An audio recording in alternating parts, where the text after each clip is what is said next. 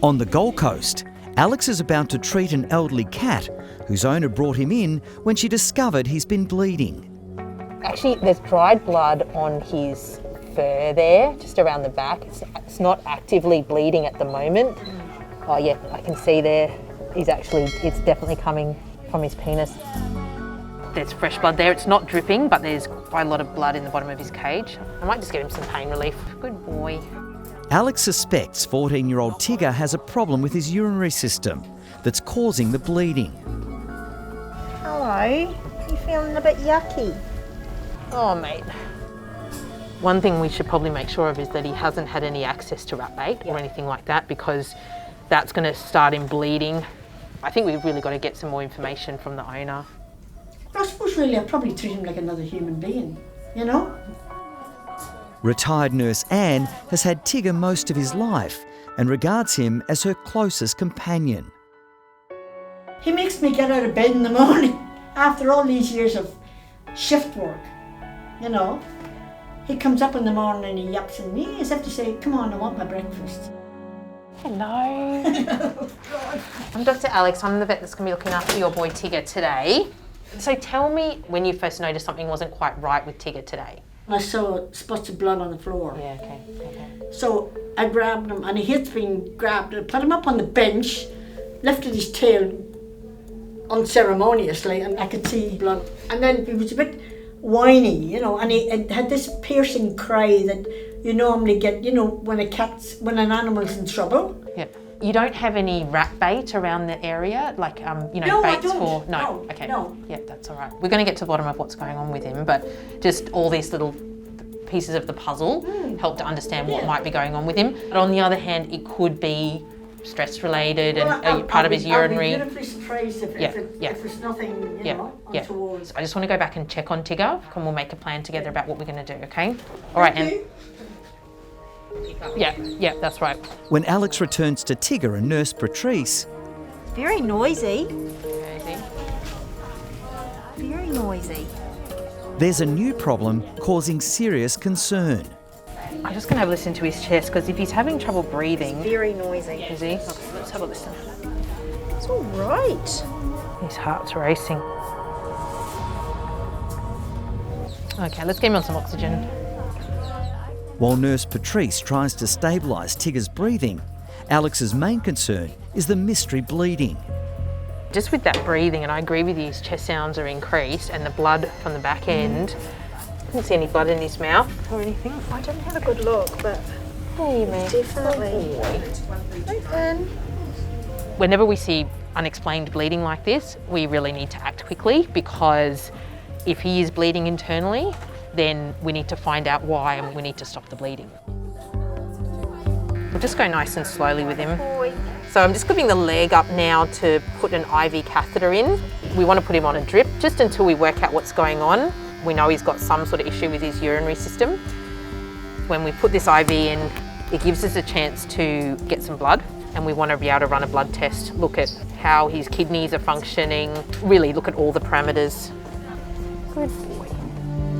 Whenever a male cat comes in and they're bleeding from the penis, we always worry about a blocked bladder. Male cats just don't have good plumbing in the urinary department, and so they can get blocked up with crystals, bladder gets very large, they try and pee and they can't, and it's really one of those life-threatening emergencies, because if his bladder was blocked and he didn't get to veterinary help pretty quickly, he would die. Great boy. Is it flowing okay?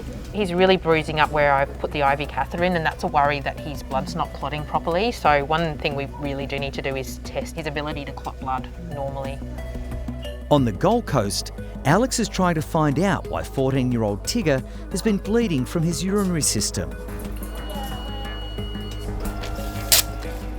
It's 122, full clot. Okay, that's good. Good to see that his blood's clotting. Yep, and there's your blood gas. Okay.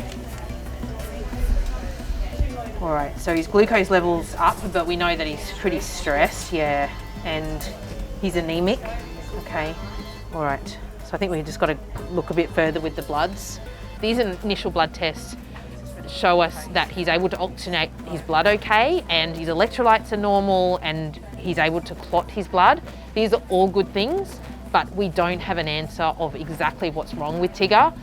We need to go further with the blood test to see how his organs are functioning, like his kidneys, liver and things like that. So we're going to run some other blood tests now and look at that. But as the test results come through, the news is not good. What we can see already is Tigger's liver enzymes are really high. So functionally, his liver's not working properly. What we really need to do now is have a look at how his liver looks on ultrasound. So have we got some sort of abnormality there, like a mass? Okay. All right, Tigger, he's okay. Anne was worried about cancer, and seeing these bloods, I'm worried about cancer too. All right. Good boy.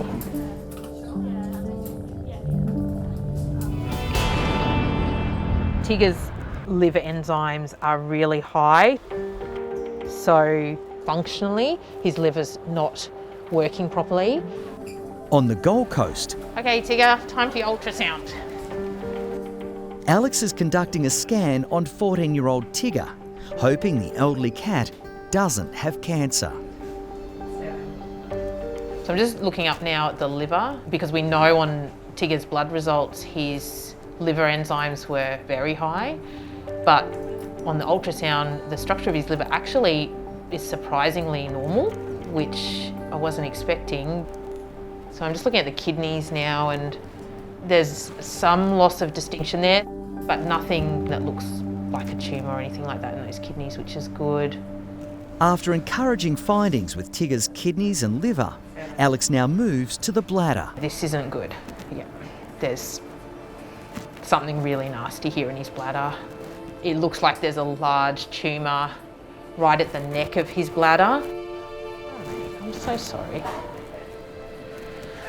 And that's going to be the reason for the blood. He's got a tumour. There's really no treatment options here for him.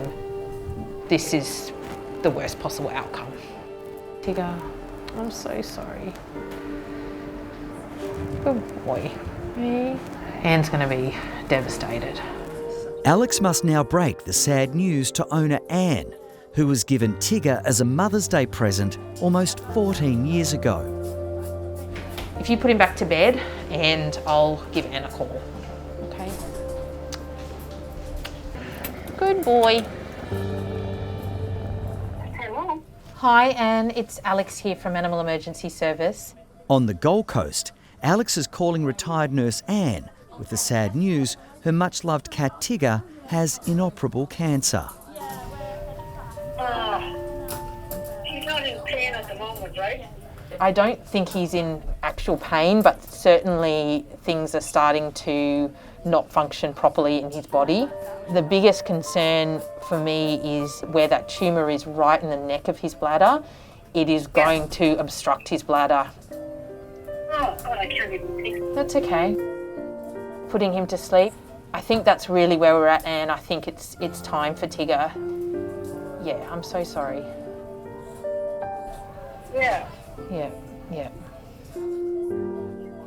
Alex and Anne arrange a time for her to say goodbye to her adored companion of the past 14 years.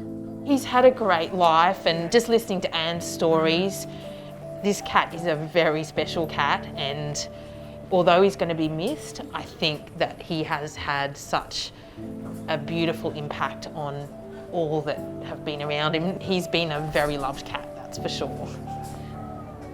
Hey, you poor fella. Good boy. If you guys loved that video, great.